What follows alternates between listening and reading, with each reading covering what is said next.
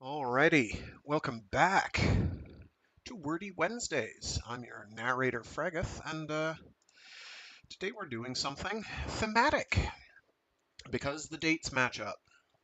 So, today is the glorious Amerikansky and I guess Western world fake holiday of Valentine's Day, which, isn't a real holiday. I think we can all mostly agree on that. Maybe there was at one time some historical precedent, but it in no way resembles the creature it has become. It's now obviously an excuse to buy Hallmark cards and consume chocolate. Um, so, because it's thematic and love is in the air, I've got a short story sort of about love or a relationship or something. Um, a cute one, as well as a real life follow up to Unauthorized Bread by Cory Doctorow. If Cory Doctorow didn't know about this thing happening, he certainly called it, although I think it was sadly fairly predictable that something like Unauthorized Bread would occur in some capacity in meat space, not just head space. If I could find where I put it, that would be good. Oh my goodness, have I lost them? Nope, I have not.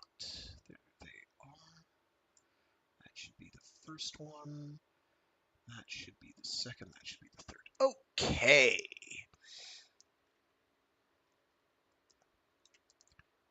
And I have some uh, charming images that should at least keep my stream from being dinged too badly, other than my built-in cynicism about Valentine's Day, which probably has turned a bunch of people off. And in that case, I'm sorry. It's Capitalism Love Day. Good times. I'm not saying that socialism would cure these ills. It wouldn't. People are involved. So the short story we're going to read first is a cute one called If You Were a Dinosaur, My Love, by Rachel Swirsky. It's cute. I am reading it from apexmagazine.com. It was published on March 5th, 2013. There is a content warning with nothing under it, so I presume when they say content warning, they mean literally the entire thing, but I don't actually remember anything particularly. Uh, oh yeah, no, there's some nasty epithets used. I forgot about that part because it's like 1.5 lines. It's one line of epithets. Um, so I guess and it's not being used to denigrate anyone per se. It makes sense in context. I don't think I'll really hold much of a discussion on the short story, although if anybody's tuned in by then, hi, uh, you know, um, we can talk about it briefly. Probably no one will be. It's still early on yet, though. And I would, if at all possible, like to talk a bit about the three, there are three articles, the three articles, and they overlap a bit, uh, that are on ice cream machines and the ones that tie in to unauthorized bread. Okay, so I'm gonna get cracking. Let me just get some fluid in me, and we'll get going.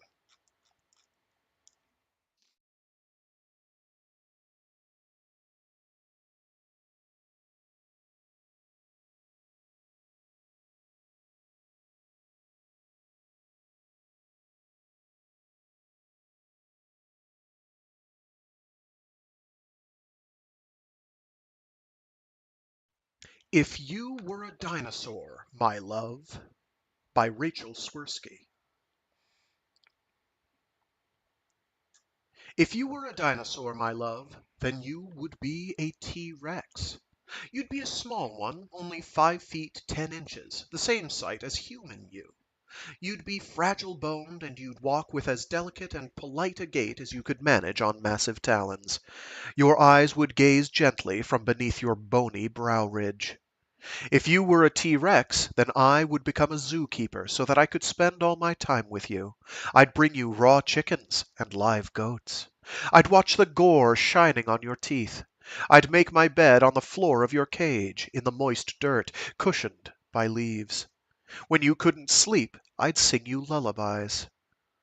If I sang you lullabies, I'd soon notice how quickly you picked up music. You'd harmonize with me, your rough, vibrating voice a strange counterpoint to mine. When you thought I was asleep, you'd cry unrequited love songs into the night. If you sang unrequited love songs, I'd take you on tour. We'd go to Broadway. You'd stand on stage, talons digging into the floorboards. Audiences would weep at the melancholic beauty of your singing. If audiences wept at the melancholic beauty of your singing, they'd rally to fund new research into reviving extinct species. Money would flood into scientific institutions. Biologists would reverse engineer chickens until they could discover how to give them jaws with teeth. Paleontologists would mine ancient fossils for traces of collagen. Geneticists would figure out how to build a dinosaur from nothing by discovering exactly what DNA sequences code everything about a creature, from the size of its pupils to what enables a brain to contemplate a sunset. They'd work until they'd build you a mate. Until they'd built you a mate. If they built you a mate, I'd stand as the best woman at your wedding. I'd watch awkwardly in green chiffon that made me look sallow as I listened to your vows. I'd be jealous, of course, and also sad, because I want to marry you. Still, I'd know that it was for the best that you marry another creature like yourself, one that shares your body and bone and genetic template. I'd stare at the two of you standing together by the altar, and I'd love you even more than I do now. My soul would feel light because I'd know that you and I had made something new in the world, and at the same time revived something very old. I would be borrowed, too, because I'd be borrowing your happiness. All I'd need would be something blue. If all I needed was something blue, I'd run across the church, heels clicking on the marble, until I reached a vase by the front pew. I'd pull out a hydrangea the shade of the sky and press it against my heart, and my heart would beat like a flower. I'd bloom. My happiness would become petals. Green chiffon would turn into leaves. My legs would be pale stems, my hair delicate pistils. From my throat, bees would drink exotic nectars.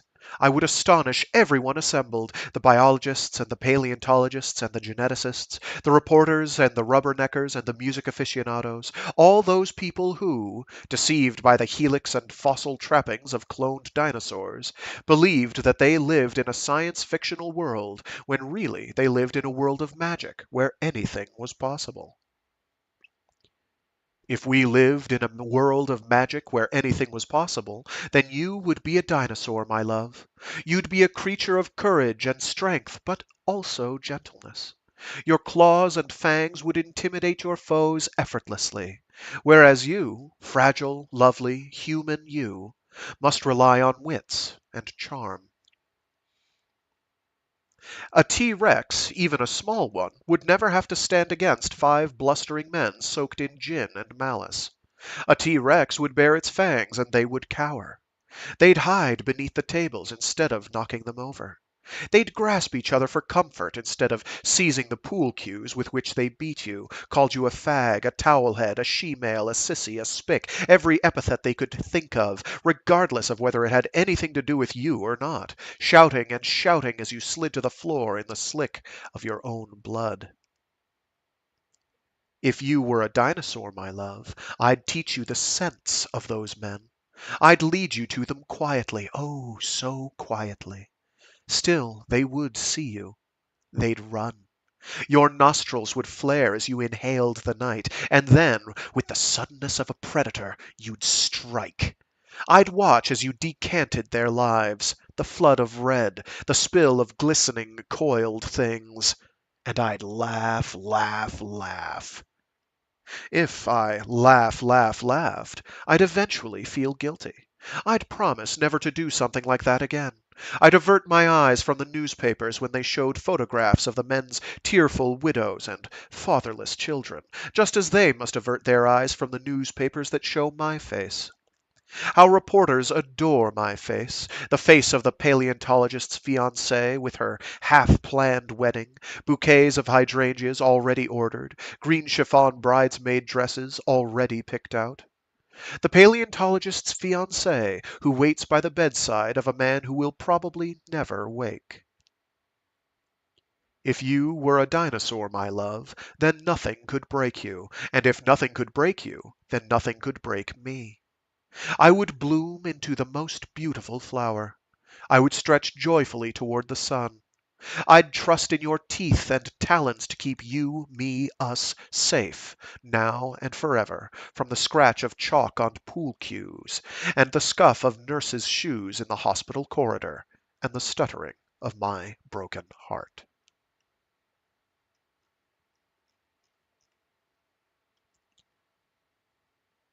And that was If You Were a Dinosaur, My Love by Rachel Swirsky, published on March 5th, 2013 in Apex Magazine.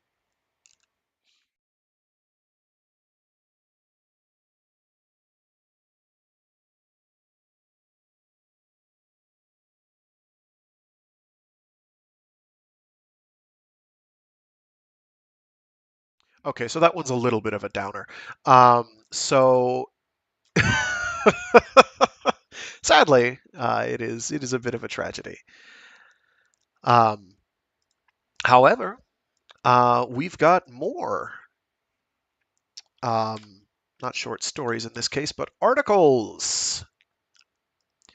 These were fairly high profile at the time. These were published. When was the first one of these published? 2021 is what my gut is saying. And I am trying to find proof of that assertion and am failing. So the first one of these, come on, I don't know why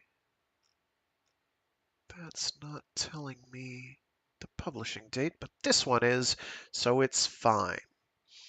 Um, the first one is entitled They Hacked McDonald's Ice Cream Machines and Started a Cold War. Secret codes, legal threats, betrayal. How one couple built a device to fix McDonald's notoriously broken soft serve machines, and how the fast food giant froze them out. And this was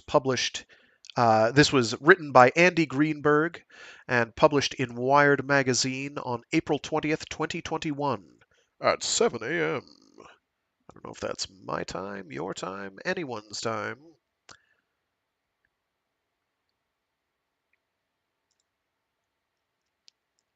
And let's see if my page down is working. It is doing weird things. That's excellent.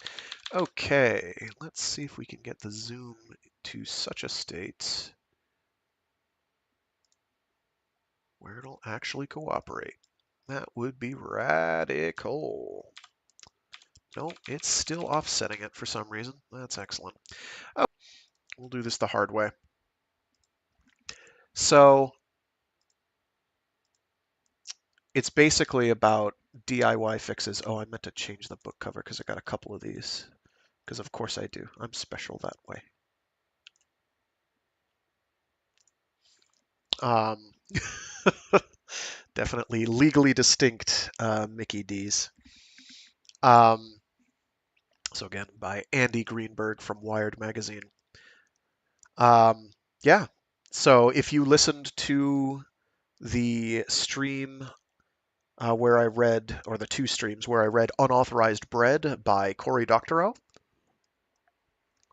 a fictional story, from the Radicalized short story collection. This is going to seem ever so slightly familiar. Some of it, anyway. They hacked McDonald's ice cream machines and started a Cold War by Andy Greenberg. Of all the mysteries and injustices of the McDonald's ice cream machine, the one that Jeremy O'Sullivan insists you understand first is its secret passcode. Press the cone icon on the screen of the Taylor C602 digital ice cream machine, he explains, then tap the buttons that show a snowflake and a milkshake to set the digits on the screen to 5, then 2, then 3, then 1. After that precise series of no fewer than 16 button presses, a menu magically unlocks. Only with this cheat code can you access the machine's vital signs, everything from the viscosity setting for its milk and sugar ingredients, to the temperature of the glycol flowing through its heating element, to the meanings of its many sphinx-like error messages. No one at McDonald's or Taylor will explain why there's a secret, undisclosed menu, O'Sullivan wrote in one of the first cryptic text messages I received from him. As O'Sullivan says, this menu isn't documented in any owner's manual for the Taylor digital ice cream machines that are standard equipment in more than 13,000 McDonald's restaurants across the U.S. and tens of thousands more worldwide. And this opaque user unfriendliness is far from the only problem with the machines, which have gained a reputation for being absurdly fickle and fragile. Thanks to a multitude of questionable engineering decisions, they're so often out of order in McDonald's restaurants around the world that they've become a full-blown social media meme. Take a moment now to search Twitter for broken McDonald's ice cream machine and witness thousands of voices crying out in despair. Or, don't waste your time. I'm sure most of you have seen one. Don't search it on Twitter anyway. Less traffic is better.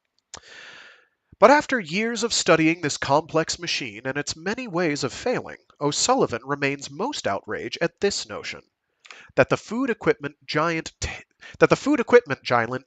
Taylor sells the McFlurry squirting devices to McDonald's restaurant owners for about $18,000 each, and yet it keeps the machine's inner workings secret from them. What's more, Taylor maintains a network of approved distributors that charge franchisees thousands of dollars a year for pricey maintenance contracts, with technicians on call to come and tap that secret passcode into the devices sitting on their counters. The secret menu reveals a business model that goes beyond a right to repair issue, O'Sullivan argues. It represents, as he describes it, nothing short of a milkshake shakedown. Sell franchisees a complicated and fragile machine. Prevent them from figuring out why it constantly breaks. Take a cut of the distributor's profit from the repairs.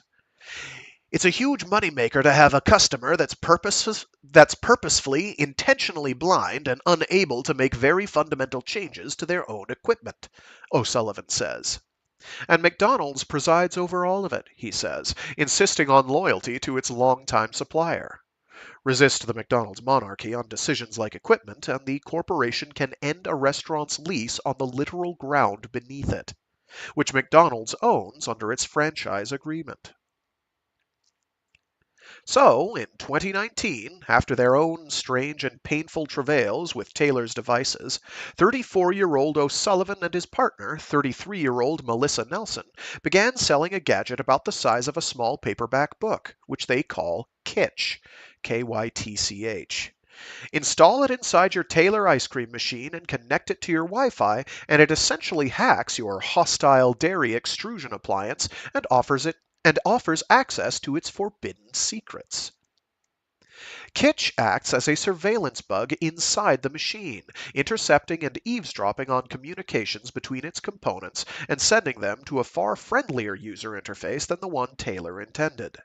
The device not only displays all of the machine's hidden internal data, but logs it over time, and even suggests troubleshooting solutions, all via the web or an app. To say nothing of whatever metadata may or may not be being harvested. Presumably none, but who knows?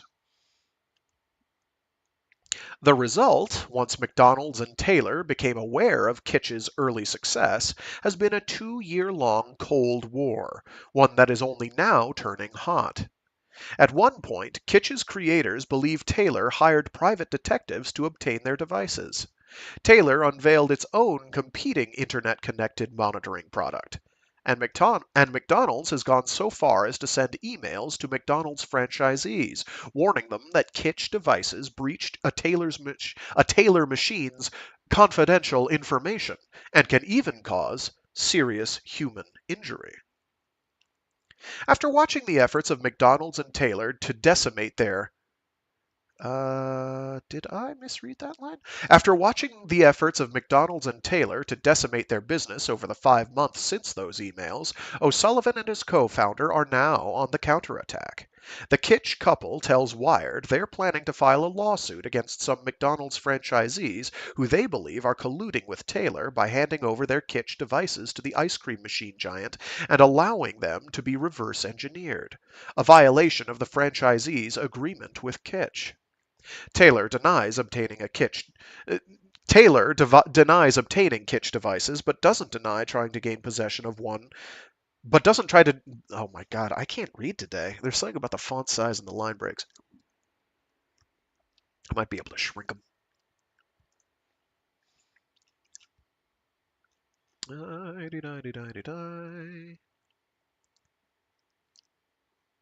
Here we go.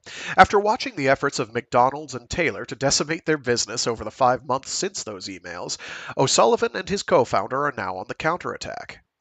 The Kitsch couple tells Wired that they're planning to file a lawsuit against some McDonald's franchisees who they believe are colluding with Taylor by handing over their Kitsch devices to the ice cream machine giant and allowing them to be reverse engineered, a violation of the franchisee's agreement with Kitsch. Taylor denies obtaining Kitsch devices, but doesn't deny trying to gain possession of one, or that a Taylor distributor did ultimately access it. The lawsuit will likely be only the first salvo from Kitsch in a mounting, messy legal battle against both Taylor and McDonald's. But in his initial messages to me, O'Sullivan mentioned none of the details of this escalating conflict. Instead, with Hamburglar-like slyness, he dared me to pull on a loose thread that he suggested could unravel a vast conspiracy. I think you could blow this story open by just asking a simple, very reasonable question. O'Sullivan's first text messages concluded. What's the real purpose of this hidden menu?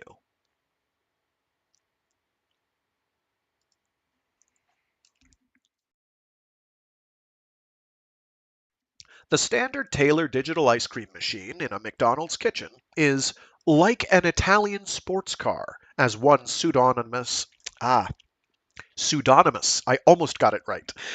One pseudonymous franchisee who uses oh gosh, that skipped 3 pages. Uh, let's take that paragraph from the top.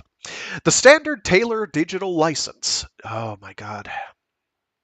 The standard Taylor digital ice cream machine in a McDonald's kitchen is like an Italian sports car, as one pseudonymous franchisee who uses the Twitter nom de guerre McD Truth described it to me. When the hundreds of highly engineered components in Taylor's C602 are working in concert, the machine's performance is a smooth display of efficiency and power. Like other ice cream machines, it takes in liquid ingredients through a hopper and then freezes them in a spinning barrel, pulling tiny sheets of the frozen mixture off the surface of the barrel's cold metal with scraper blades, mixing it repeatedly to create the smallest possible ice crystals, and then pushing it through a nozzle into an awaiting cup or cone. But what makes the machine special is that it has 2 hoppers and 2 barrels, each working independently with precise settings to produce both milkshakes and soft serve simultaneously. It uses a pump rather than gravity, like many other machines, to accelerate the flow of McFlurries and fudge sundaes. McD Truth describes selling 10 ice cream cones a minute during peak sales periods, a feat that's impossible with other machines. And while other ice cream machines have to be disassembled and cleaned daily, and any leftover contents discarded, McDonald's Taylor machines use a daily heat treatment process designed to jack up their contents temperature to 151 degrees Fahrenheit, pasteurize them for a minimum of 30 minutes, and then refreeze them again in a once-a-night cycle, a modern marvel of hygiene and cost savings. But in keeping with McD Truth's Italian sports car analogy, these machines are also temperamental, fragile, and ridiculously over-engineered. They work great as long as everything is 100% perfect, McD Truth writes. If something isn't 100%, it'll cause the machine to fail. McDonald's agreement with franchisees also allows them to use an actual Italian machine, sold by Bologna-based Carpigiani, that McD Truth describes as much better designed. But given that its replacement parts can take a week to arrive from Italy, far fewer restaurants buy it. Every 2 weeks, all of Taylor's precisely engineered components have to be disassembled and sanitized. Some pieces have to be carefully lubricated. The machine's parts include no fewer than 24 rubber and plastic O-rings of different sizes. Leave a single one out, and the pump can fail, or liquid ingredients can leak out of the machine. The tech manager for one McDonald's franchisee told me he has reassembled Taylor's ice cream machines more than 100 times and had them work on the first try at most 10 of those times. They're very, very, very finicky, he says.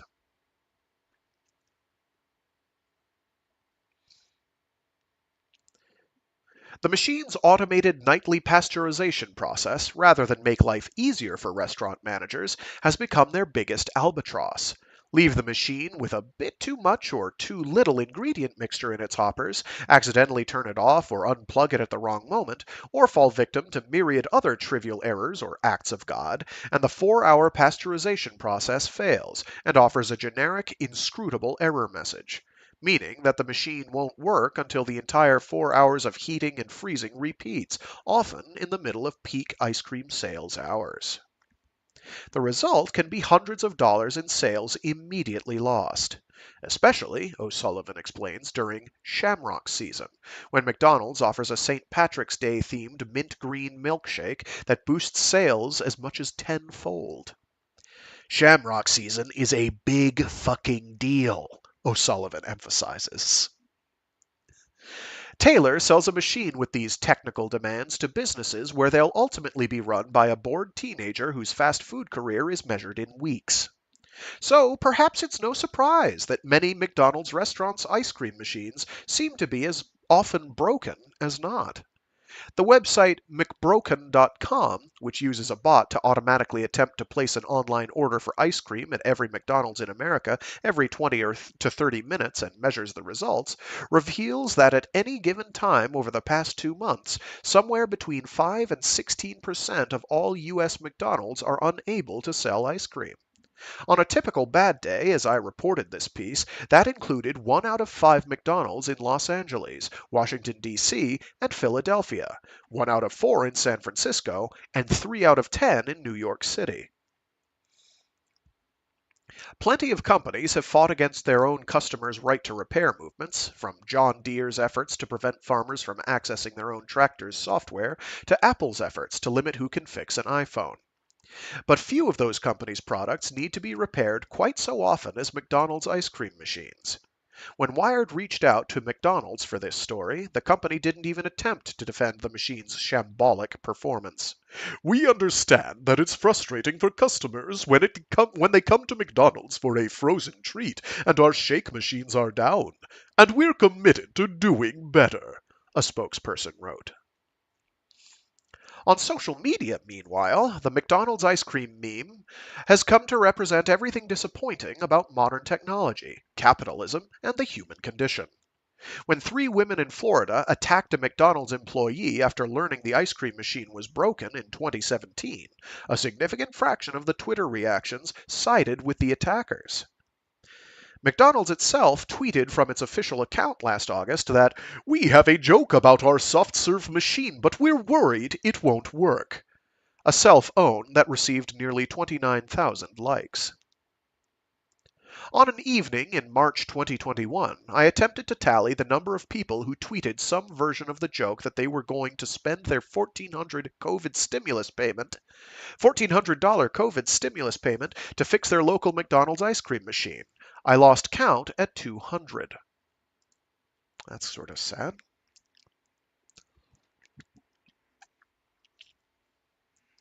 A decade ago, however, McDonald's ice cream headaches hadn't yet become the subject of social media notoriety. So, in 2011, when O'Sullivan and Nelson first decided to gamble their careers on the frozen confection business, they had to learn about the quirks of the soft serve industry the hard way. The two met at Bucknell University and started dating in the late 2000s, then went off to careers in accounting. Nelson at Deloitte, O'Sullivan at Ernst & Young, which they both found deeply dull. After a few years, they began brainstorming business plans of their own and zeroed in on the frozen yogurt craze that was dotting the country with pinkberry and red mango outlets. I dimly remember pinkberry. I don't know red mango. I don't think I've seen a pinkberry in years, though. I wonder if they're still around. Here was a business that was essentially constructed around a bunch of ice cream machines, largely Taylor ice cream machines, ones without the pasteurization step that would kill the yogurt culture. And yet froyo vendors were paying for hundreds of square feet of real estate and human employees, by far their biggest monthly expenses. The froyo industry seemed ripe for disruptive automation. So Nelson and O'Sullivan, then based in the Washington, D.C. area, began to develop what they called the Frobot, a bulky enclosure built like a closet around a Taylor frozen yogurt machine, with its own TV-sized touchscreen interface and credit card reader. In other words, they set out to condense the frozen yogurt store into a single autonomous appliance. They hoped to install their Frobot in public spaces, turn it on, and let it extrude revenue. Toppings remained an unsolved problem, but they're the lowest profit margin part of the business anyway, O'Sullivan confides. It took them 3 years to build their first Frobot prototype with a Taylor machine bought from Craigslist and help from engineers they hired on contract. After an initial uneventful trial run at a West Virginia medical school cafeteria, Nelson and O'Sullivan set up Frobot in a Washington, D.C. co-working space, and the towering white cabinet proved a moderate success. The couple took the leap, quit their jobs, and moved to San Francisco to pursue their startup full-time, putting a next-gen Frobot prototype in an event space next to the Palace of Fine Arts, where they say it began generating as much as $500 a day. But now that Frobot was out in the world, its inventors had a problem. They wanted their machine to be fully autonomous, to convert tangy dairy ingredients into money with minimal human intervention. Regulations set by the National Sanitation Foundation required them to periodically monitor the temperature of the product to make sure their machine wasn't selling putrid, refrozen yogurt full of the wrong sort of microorganism. That temperature data was locked up in the Taylor machine inside Frobot, where they couldn't access it. They were intrigued, however, to see that the technician they called out to service their machine could summon up exactly the figures they needed by entering the 5231 secret code that appeared nowhere in their owner's manual.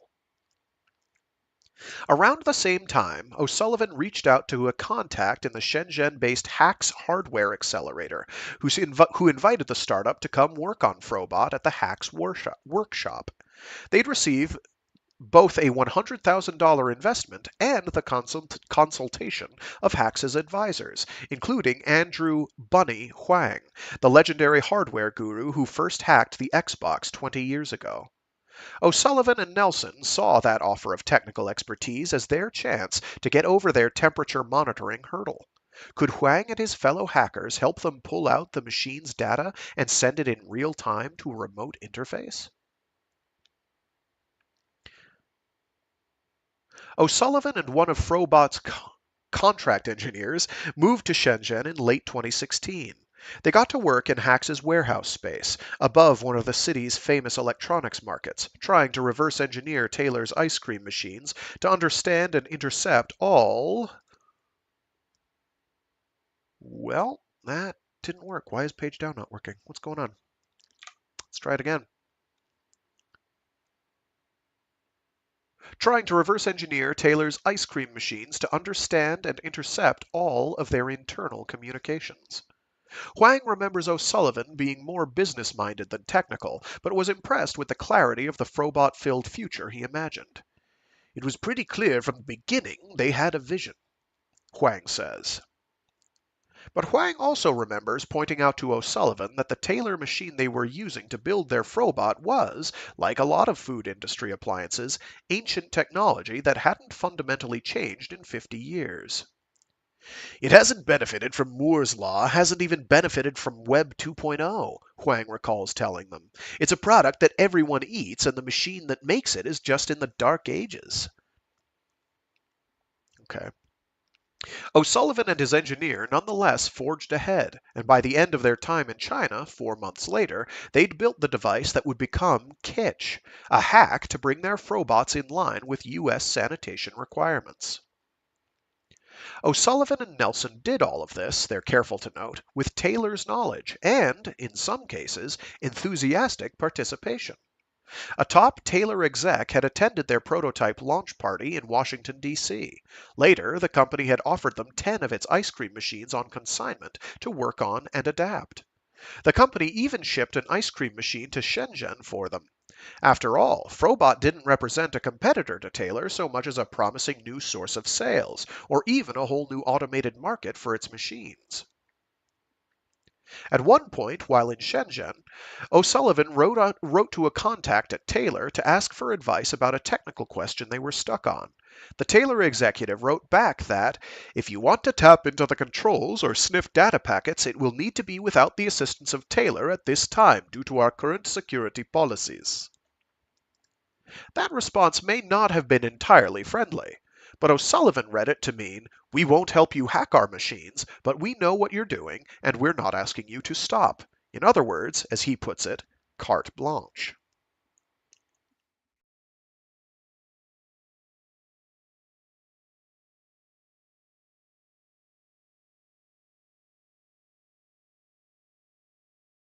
In 2017, Frobots began to catch on.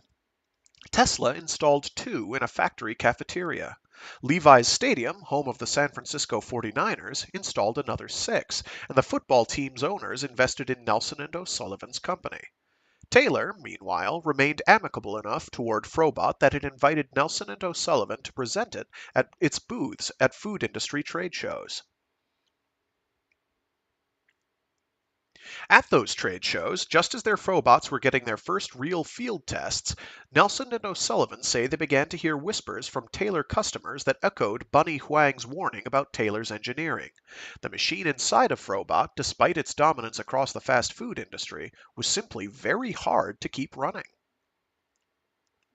In their 8 Frobots across the San Francisco Bay Area, they began to see the same mysterious failures and error messages that plagued those Taylor customers. They'd find that their Taylor machines were throwing up error messages saying the froyo mix was too cold, or too hot, or too viscous. Soon they found themselves constantly driving out to Levi's Stadium to help befuddled staff troubleshoot and rebuild the Taylor machines inside their Frobots. As their problems mounted, they went so far as to mount Nest security cams in the Frobot cabinets to capture video of what might be going wrong inside. On one occasion, they watched as the ingredients mixture inside a Frobot at the Tesla factory bubbled up and out of the Taylor machine, catastrophically hemorrhaging liquid yogurt into the surrounding cabinet. 7 hours later, they saw a Tesla food service worker casually open the cabinet, leaving the sticky mess untouched, and quietly replace a missing plastic paddle component he'd forgotten when cleaning the machine. Their business, it soon became clear, was the very opposite of automation. No one at Levi's Stadium or Tesla seemed capable of setting up or maintaining a Frobot without the constant hands-on help of Frobot's founders. And the problem was the Taylor machine at Frobot's core. Holy shit, O'Sullivan recalls realizing. These machines just suck. It began to dawn on O'Sullivan and Nelson that they would need to pivot. And they had already unwittingly built the prototype for a different product, one that offered a solution to the very problem killing their current business. For the next year plus, they honed the little computer component of Frobot that eavesdropped on the Taylor ice cream machine's data, building features that allowed visibility into and control of all of the machine's variables, including some that automatically bypassed the 5231 code to access its service menu, a software interface for diagnosing and troubleshooting the machine's many hiccups, and a sleek case for the Raspberry Pi mini computer that powered it. Which doesn't surprise me. Raspberry Pis are they're cheap, they're easy to work with, and they're pretty effective. You can get them to do a lot. In the spring of 2019, they relaunched their company, this time as Kitsch. In a sign of the grandeur of their ambitions, they chose a name that suggested the idea of an entire connected kitchen, leaving open the possibility of products that went well beyond Taylor's ice cream machines. Actually, I'm pretty sure kitsch means definition of kitsch. It's tat. It's garbage. It's kitsch. Kitsch, something that appeals to popular or lowbrow taste and is often of poor quality.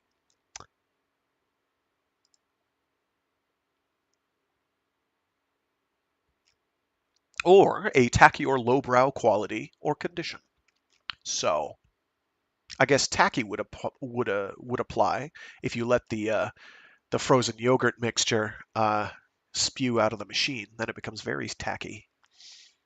But don't tish. Oh, Frag, you slay me. You're such a funny boy. When Kitsch launched in April of that year, Nelson drove around the Bay Area looking for any restaurant that used a Taylor machine, pitching the franchisees on LinkedIn and offering a 6-month free trial before a $10 a month subscription kicked in. After finding a few initial customers at Burger King's and Super Duper Burgers, they finally began to tap into their real target market, the franchisees who not only represented the biggest single collection of Taylor machine owners, but the ones who used the most complex, most often borked digital version of Taylor's product. McDonald's. McDonald's. I cannot enunciate. What's going on? My goodness. In the fall of 2019, they began to penetrate the Baroque inner workings of the McDonald's world. Oh, I don't know how to read and left out the word as. It's 2 letters and makes all the difference of the universe. In the universe. In the fall of 2019, as they began to penetrate the Baroque inner workings of the McDonald's world, O'Sullivan and Nelson were stunned to learn that most restaurant owners had never accessed or even heard of the service menu that unlocked variables like the temperature of the machine's hoppers or the glycol used for its ultra-fussy pasteurization process. It was a real aha moment, Nelson says. Why are these features that are so important hidden behind this menu that most people don't know about? Hello, Optical Antenna. Thanks for tuning in. Bit of a change of pace this week. But it is tied into the previous short stories we were reading on Wordy Wednesdays. Meanwhile, many McDonald's owners were paying thousands of dollars a month to Taylor distributors in service fees, often for making simple changes locked behind that menu. So they added a feature to Kitsch called Kitsch Assist that could automatically detect some of the machine's common pitfalls as they happened and tweak those hidden variables to prevent some of the mishaps before they occurred. One franchisee, who asked that Wired not identify him for fear of retribution from McDonald's, told me that the ice cream machine at one of his restaurants had been down practically every week due to a mysterious failure during its pasteurization cycle. He'd scrutinized the assembly of the machine again and again, to no avail. Installing Kitsch revealed almost instantly that an overeager employee was putting too much mix in one of the machine's hoppers. Today, the franchisee wakes up every morning at 5:30, picks up his phone, and confirms that all his machines have passed their treacherous heat treatment. Another franchisee's technician told me that, despite Kitsch nearly doubling its prices over the past 2 years and adding a $250 activation fee, it still saves the franchisee easily thousands of dollars a month. Unquote. McD Truth confides that Kitsch still rarely manages to prevent ice cream machines from breaking. But without Kitsch, restaurants' harried staff don't even notify owners 9 out of 10 times when the ice cream machine is down. Now, at the very least, they get an email alert with a diagnosis of the problem. That is the luxury, McD Truth writes. Kitsch is a very good device.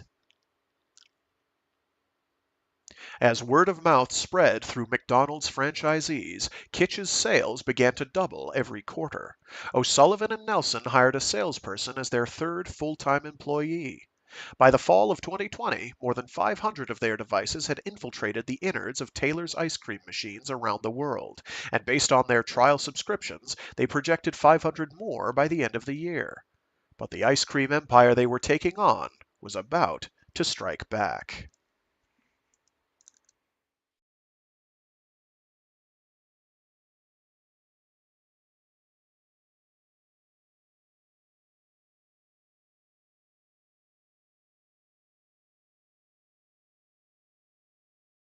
Within 2 days of Kitsch's late April 2019 launch, O'Sullivan and Nelson noticed that an executive they knew at Taylor had placed an order for a device. So they wrote to their Taylor contact, politely asking what Taylor's stance was on their product and what the company intended to do with it. When they got no response, they canceled the order and refunded Taylor's money. A couple of months later, they saw another strange order, this time from someone at Taylor's outside law firm, Brinks Gilson. Recognizing the firm's name, they canceled that sale too. Over the next months, the suspicious buying attempts continued. While most franchisees would order Kitsch sent to their restaurant, these supposed customers were asking for them to be sent to home addresses. Checking those addresses against public records, Nelson and O'Sullivan matched one with someone listed on LinkedIn as an employee of Marksman, an intellectual property private investigation firm. They came to suspect that Taylor had hired private investigators who were using fake names to try to get their hands on the device that was hacking their machines. Around the same time, Taylor sent Nelson and O'Sullivan a cease and desist letter telling them to stop using Taylor's branding in their displays at food industry trade shows. The days of their Frobot friendship had officially ended. As Kitsch hit its stride over the months that followed, the strange orders stopped, and there were no more clear signs of animosity from Taylor. Nelson and O'Sullivan were excited to see an email in February 2020 from Tyler Gamble, head of the equipment team from the National Supply Leadership Council, a flagship group of McDonald's franchisees. Gamble was hearing lots of buzz around Kitsch, his email read, and wanted to look into it using he wanted to look into using it in his own 10 restaurants. In a phone call, O'Sullivan remembers Gamble being friendly and interested in Kitsch, but also warning them about the device's ability to bypass Taylor's secret menu code, which he described as a risky move that might incur Taylor's wrath. Nelson and O'Sullivan were nonetheless tantalized by the possibility that Gamble could use his enormous sway with other franchisees to promote their product. They gave him 4 Kitsch devices to test. That October, at the annual conference of the National Owners Association, the biggest trade group of McDonald's franchisees, Gamble gave a speech pledging to fix the audience's ice cream woes. On the shake machine, I want to assure you guys that I will not feel my tenure as your equipment lead has been... No, I read that correctly. Never mind. It's just slightly garbled. On the shake machine, I want to assure you guys that I will not feel my tenure as your equipment lead has been a success unless we find a way to ensure that McDonald's is no longer the butt of the joke, he said with an earnest smile. We won't stop until we get this right. Then he essentially gave Kitsch a free, minute-long infomercial. I've had the opportunity to have their devices in my restaurants over the last several months, Gamble told the crowd. To be clear, this is not a McDonald's-approved piece of equipment, and the suppliers are not yet fully on board with it, Gamble continued. But it's my job to bring you feedback on equipment and best thinking as it relates to the industry, and I really think that this device can reduce complexity in your restaurants, make the lives of your teams easier, and help drive cash flow. O'Sullivan and Nelson, watching the speech on a webcast from their sales booth at the conference, were elated. They hardly registered the "not McDonald's approved" and "suppliers not on board" parts of Gamble's comments.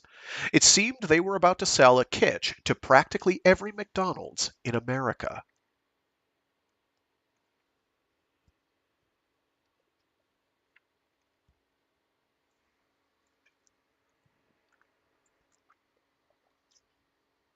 Then, on November 2, the axe fell. Kitsch's shocked salesperson forwarded Nelson and O'Sullivan an email that McDonald's had apparently sent to every franchisee. It warned that installing Kitsch voided Taylor Machines' warranties, a familiar threat from corporations fighting right-to-repair battles with their customers and repairers. Then it went on to state that Kitsch, quote, allows complete access to all of the equipment's controller and confidential data. Taylor's and McDonald's data, not the restaurant owners, that it, quote, creates a potential and very serious safety risk for the crew or technician attempting to clean or repair the machine, unquote, and that it could cause serious human injury. The email included a final warning in italics and bold. McDonald's strongly recommends that you remove the Kitsch device from all machines and discontinue use. The very next day, McDonald's sent another note to franchisees announcing a new machine called Taylor Shake Sunday Connectivity that would essentially duplicate many of Kitsch's features. The note ended with a repeat of its bold-faced warning not to use Kitsch. Maybe it's supposed to be pronounced Kitsch. I'm pretty sure it's Kitsch. Unfortunately, it sounds exactly like Kitsch, which is tacky. As McDonald's restaurant owners canceled hundreds of subscriptions, trials, and commitments to install Kitsch over the next months, the startup sales projections evaporated. Finding new customers became impossible. Their sole, flabbergasted salesperson quit. When Wired reached out to McDonald's and Taylor, both companies reiterated the warning that Kitsch represents dangers to employees and technicians. The operation and maintenance of the specialized equipment developed by Taylor and used to promote soft serve and shake products can be complicated, reads a statement from a Taylor spokesperson. The checks and balances embedded in the controls of our equipment are meant to protect the operator and service technician when they interact with the machine. As for Taylor's Kitsch-like internet-connected machine, the company states flatly that Taylor has not imitated Kitsch's device and would have no desire to do so. It argues that the connected device has been in the works for years, along with a different connected kitchen device called Open Kitchen, sold by another subsidiary of Taylor's parent company, Middleby. None of the franchisees who spoke to Wired, for their part, had ever seen or even heard of the Open Kitchen device. Nor had they seen a Taylor Shake Sunday Connectivity machine in the wild. McDonald's says that only a few dozen restaurants have been testing the new models since October. All the franchisees agreed, too, that the notion that Kitsch could cause harm to humans was far-fetched, if not impossible. Kitsch's commands don't generally affect moving parts, and Taylor's own manual tells anyone servicing or disassembling the device to unplug it before working on it. McD Truth argues that McDonald's Kitsch-killing emails stem from Taylor's goal of building its own Kitsch-like system and McDonald's long-running relationship with Taylor, which, after all, makes not only its ice cream machines but also the grills used to cook its mainstay burger products. McDonald's may also have been spooked by Kitsch's ability to collect proprietary data on ice cream sales, McD Truth speculates. Another franchisee called McDonald's slapdown suspicious and very heavy-handed. In more than 25 years of owning McDonald's restaurants, he told me, I've never seen anything like this.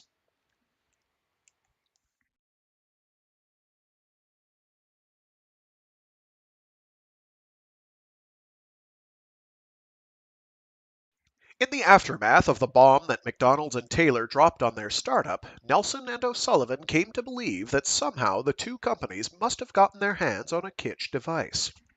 At least to test it, if not to copy it. But Kitsch had required its customers to sign a contract that forbade them from sharing their devices. Who handed them over? Who handed it over? So Nelson and O'Sullivan began sleuthing. Tyler Gamble, they recalled, had told them 6 months earlier that one of his Taylor machines equipped with a Kitsch device had suffered a broken compressor. When they saw Gamble at the National Owners Association conference, he'd mentioned that the machine was still in the shop, which struck them as strange. Compressors don't take 6 months to fix. After their business cratered, O'Sullivan and Nelson began looking up the logins on Kitsch's website and saw that one of the user profiles associated with Gamble's machine in the shop had been deleted a couple of months after the fateful McDonald's email in November. That deleted user was named Matt Wilson. Was Wilson one of Gamble's employees? They began to check his locations based on the IP addresses of the networks where he'd logged in, and found IPs from Arkansas, Tennessee, and Louisiana. When they placed those points on a map, none of them appeared at Tyler Gamble's restaurants. All the pinpoints were instead on top of facilities owned by TFG, a Taylor ice cream machine distributor.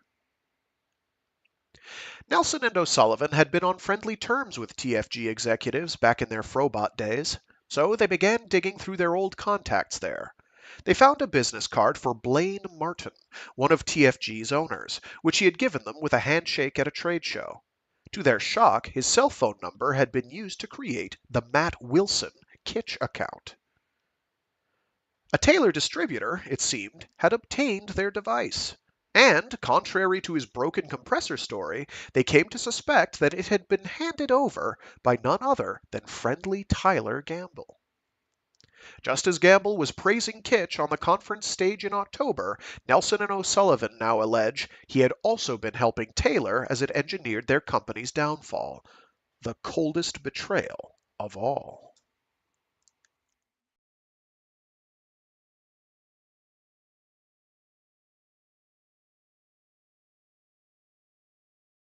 Revenge, Nelson and O'Sullivan now hope, is a dish best served, well, through a long and elaborate legal process. The lawsuit they planned was based on their claims that Gamble and likely other Kitsch users violated their contracts with Kitsch when they allegedly let Taylor analyze their devices in an effort to curry favor with McDonald's and its corporate allies. But Kitsch's co-founders make no secret that their legal threats don't end with those defendants. They say they intend to pursue their case as far as it leads, all the way up the McDonald's food chain. We're very confident that we'll learn everything we need to know in discovery, O'Sullivan says forebodingly, to hold every guilty party fully accountable. Update. On May 10th, 2021, Kitsch filed its lawsuit, arguing that Taylor and the Taylor distributor TFG stole its trade secrets, and that Tyler Gamble violated a contract by giving those companies access to the Kitsch device. Taylor counters that it, quote, does not possess and has never possessed a Kitsch device, unquote, and has no knowledge of anyone logging onto a Kitsch device. But it notes that our Tennessee distributor reported to Taylor that its service removed a Kitsch device from a customer location in order to service our product. Taylor's distributor, TFG, didn't respond to repeated requests for comment, and Tyler Gamble didn't answer Wired's questions. But in an email response, he described himself as Kitsch's biggest advocate, and argued that he had supported the startup booth publicly and privately. And argued that he had supported the startup both publicly and privately. I don't know why I added an extra O there. Weird that they would sue someone that has been in their corner and is a paying customer, Gamble wrote, but the facts will come out. Regardless of how the legal conflict unfolds, Kitsch's old technical advisor and investor, Bunny Huang, argues that McDonald's and Taylor's efforts to crush this tiny startup represent a form of validation.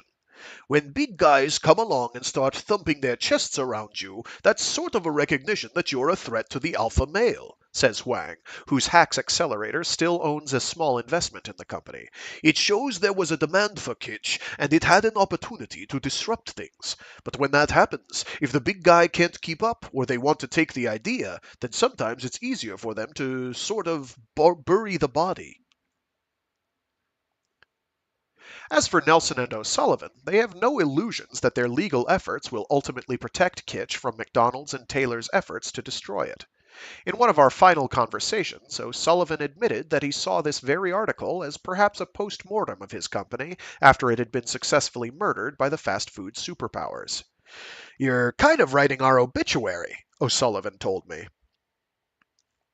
At times, he seemed to acknowledge the admittedly low stakes of Kitsch's story, the cutthroat battles his tiny startup has fought and continues to fight over such a trivial thing as a fast food ice cream cone.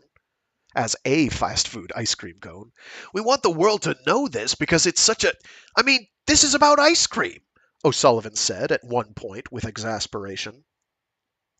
But at other moments he described Kitsch's story as a kind of David and Goliath right to repair struggle, or even in grander terms, a valiant effort to fix a very non-critical but ubiquitous piece of the world's infrastructure, an effort that had been defeated not by the flaws of that machine, but by the people controlling it, some of whom would rather it remain broken. "There's the ice cream machine," O'Sullivan says darkly, "and then there's the machine behind the machine. They haven't found the secret code to crack that one yet."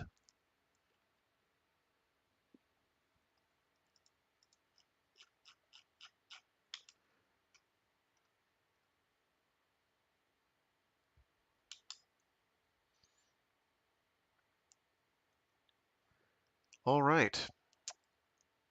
So that's the first article. We've got two more. The other two are much shorter.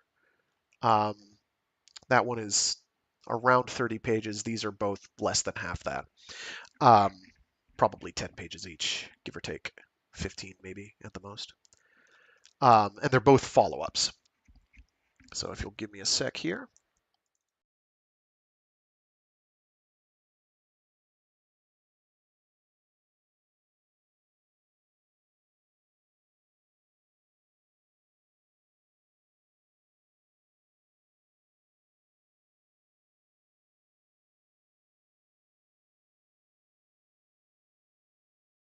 Sorry about that. Couldn't find the image in question.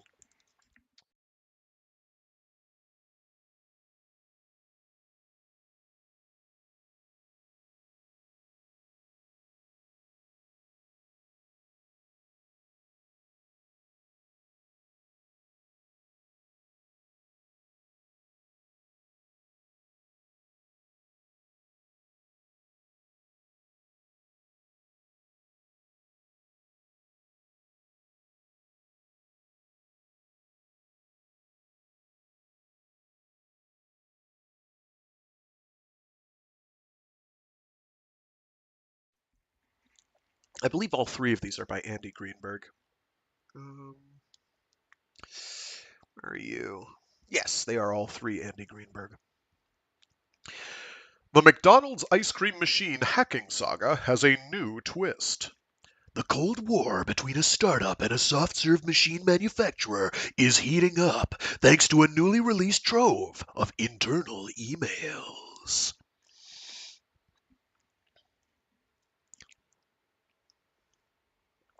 "6 months ago, a tiny startup called Kitsch sued Taylor, the billion-dollar manufacturer of McDonald's notoriously broken ice cream machines. For years, Kitsch had sold a small device that hacks those ice cream machines, letting McDonald's restaurant owners better diagnose their maladies and make them work more reliably. Only to find, according to Kitsch's legal complaint, that Taylor had conspired to copy its device and sabotage its business. Now Kitsch's lawsuit has revealed another side to that story, the internal communications of Taylor itself. Recently released court documents appear to show that Taylor's executives did view Kitsch as a business threat and worked to copy its device's features in a competing product, all while still failing to actually cure McDonald's ice cream headaches. Har, har, har.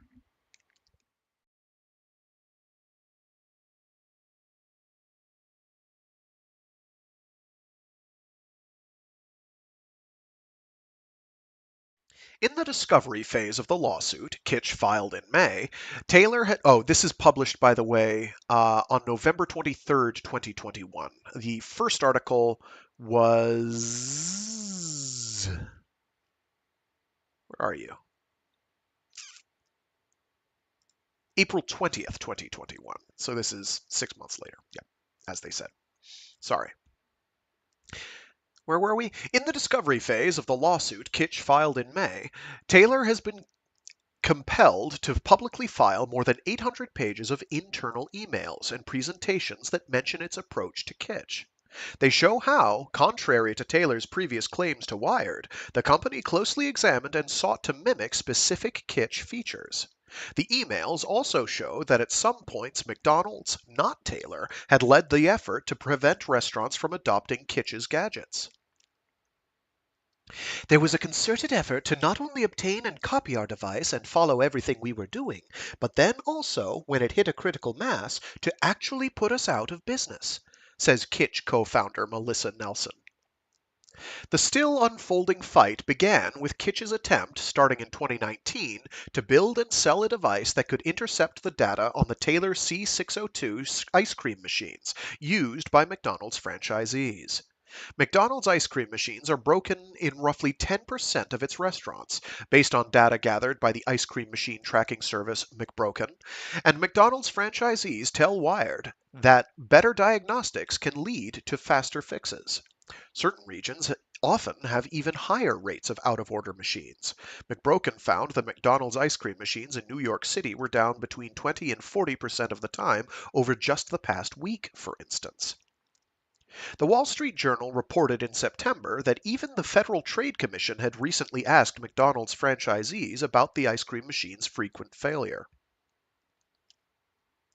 McDonald's responded to Kitsch's growing sales by sending out a memo in the fall of 2020 to all franchisees warning them not to use the device, stating that it posed a physical safety risk, voided the Taylor machine's warranties, and accessed its proprietary data. The memo recommended upgrading to a new internet-connected device called the Taylor Shake Sunday Connectivity. Even now, that next-generation machine has yet to hit the market beyond a limited test.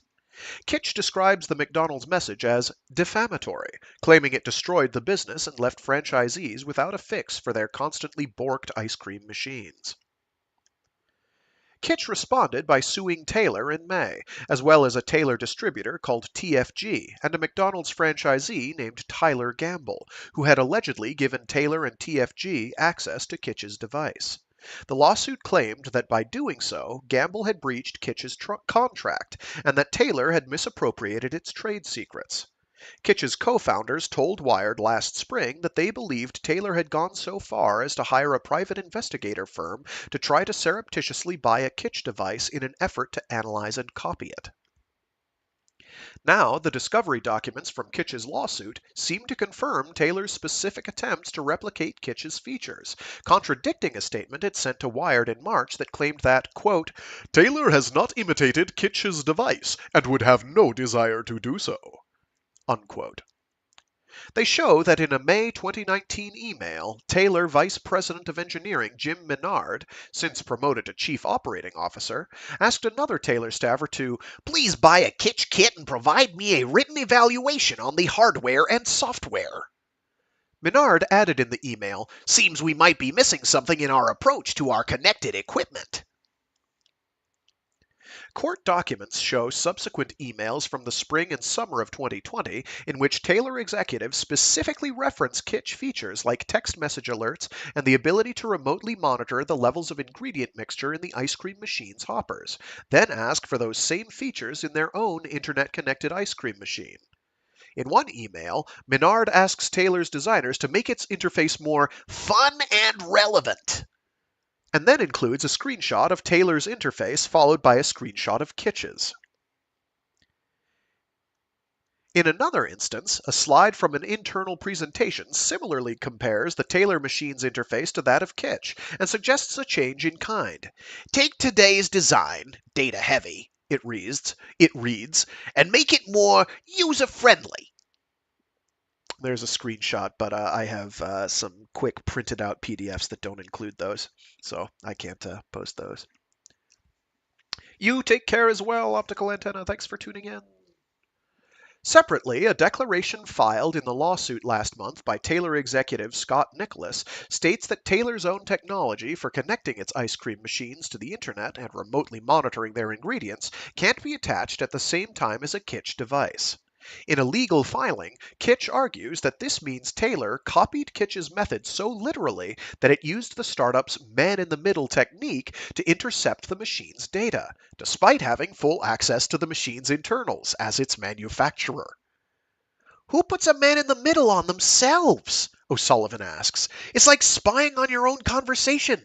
You just add connectivity to the computer. When Wired reached out to Taylor for comment, the company referred to its latest filing in the case from Friday, in which it makes a broad collection of legal arguments about why it hasn't stolen Kitsch's trade secrets. The company's lawyers point out that for years, Kitsch publicly marketed many of the features that it now claims were trade secrets that Taylor misappropriated. In Taylor's most recent filing, Menard details a very different timeline of the company's efforts to build an internet-connected ice cream machine. Taylor had actually been developing its own product for years before it learned about Kitsch, he writes, and had planned to integrate remote monitoring features into a digital dashboard for its machines called Atlas.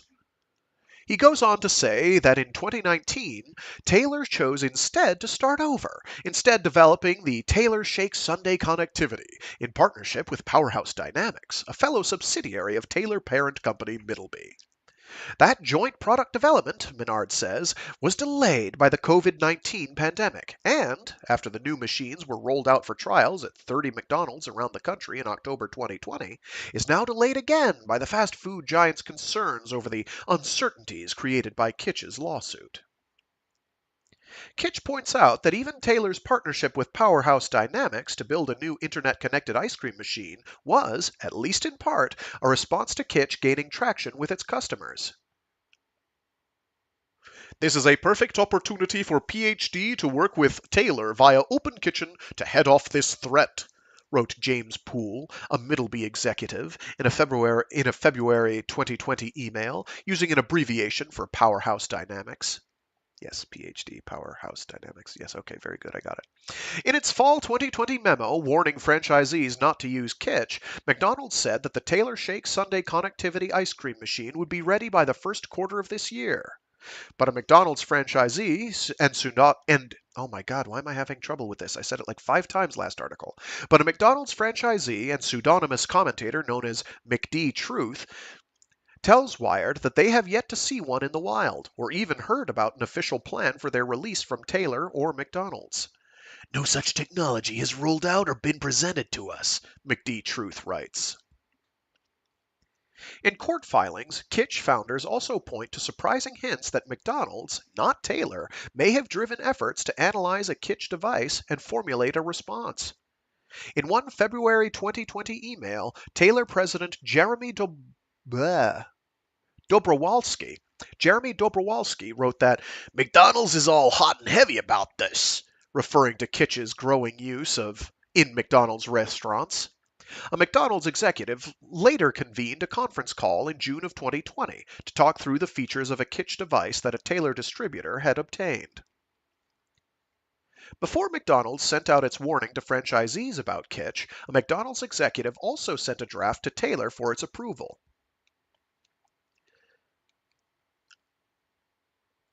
I am a bit in shock that they are willing to take such a strong position, commented Taylor executive Scott Nicholas in an email. When Wired asked McDonald's about those emails, a company spokesperson responded in a statement, "Nothing is more important to us than food quality and safety, which is why all equipment in McDonald's restaurants is thoroughly vetted before it's approved for use.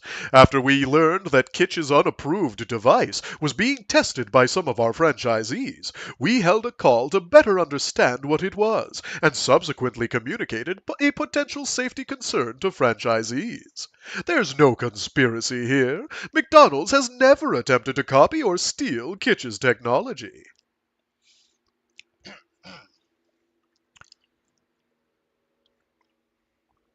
Kitch argues that Taylor hasn't released its internet-connected ice cream machine because of an ulterior motive, what it has described from the beginning as a repair racket.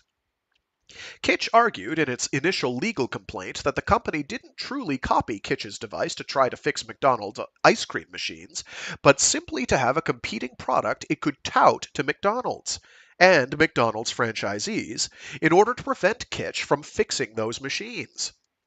Kitch points to documents from the time of Taylor's acquisition by Middleby in 2018 that shows that the company receives close to 25% of its revenue from all of its customers, not just McDonald's, via repair contracts with Taylor distributors, which Kitch argues provides an incentive to maintain the machine's fragility. You might compare this to the F-35. It's like, does Lockheed really want to finish this airplane? Or do they just want another $100 million contract to fix some component on the old one? Kitches O'Sullivan asks. A McDonald's ice cream machine, of course, is not quite a fighter jet. But somehow, in terms of complexity, bottomless R&D black holes, boondoggle contracts, and, most of all, bitter competition, they do seem more alike all the time.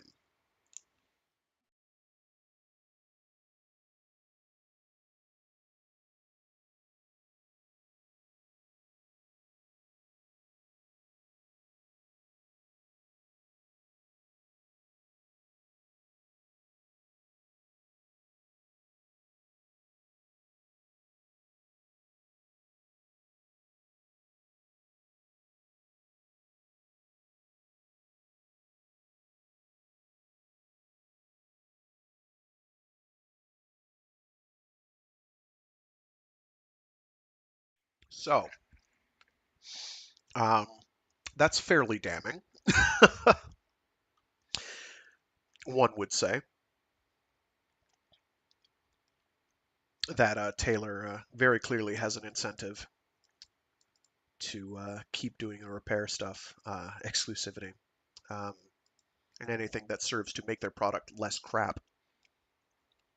It's the next level of planned obsolescence, basically, um, is keep releasing the same product but make it increasingly borked and make it so that you can't, the user can't fix it, and only you can fix it, and you have to get paid for that to happen. So fast forward 2 more years. Um, so this article, follow-up article, again by Andy Greenberg from Wired, was written on December 14th, 2023. McDonald's ice cream machine hackers say they found the smoking gun that killed their startup. Kitch, the company that tried to fix McDonald's broken ice cream machines, has unearthed a 3-year-old email it says proves claims of an alleged plot to undermine their business. So half of this article is basically rehash, but just tolerate it for a bit. A little over 3 years have passed since McDonald's sent out an email to thousands of its restaurant owners around the world that abruptly cut short the future of a 3-person startup called Kitch, and with it, perhaps one of McDonald's best chances for fixing its famously out-of-order ice cream machines. Until then, Kitch had been selling McDonald's restaurant owners a popular, internet-connected gadget designed to attach to their notoriously fragile and often broken soft-serve McFlurry dispensers, manufactured by McDonald's equipment partner Taylor. The Kitch device would essentially hack into the ice cream machine's internals, monitor its operations, and send diagnostic data over the internet to an owner or manager to help keep it running. But despite Kitch's efforts to solve the Golden Arch's intractable ice cream problems, a McDonald's email in November 2020 warned its franchisees not to use Kitch, stating that it represented a safety hazard for staff. Kitch says its sales dried up practically overnight. Now, after years of litigation, the ice cream hacking entrepreneurs unearthed evidence that they say shows that Taylor, the soft serve machine maker, helped engineer McDonald's Kitch killing email, kneecapping the startup not because of any safety concern, but in a coordinated effort to undermine a potential competitor. And Taylor's alleged order, as Kitch now describes it, came all the way from the top.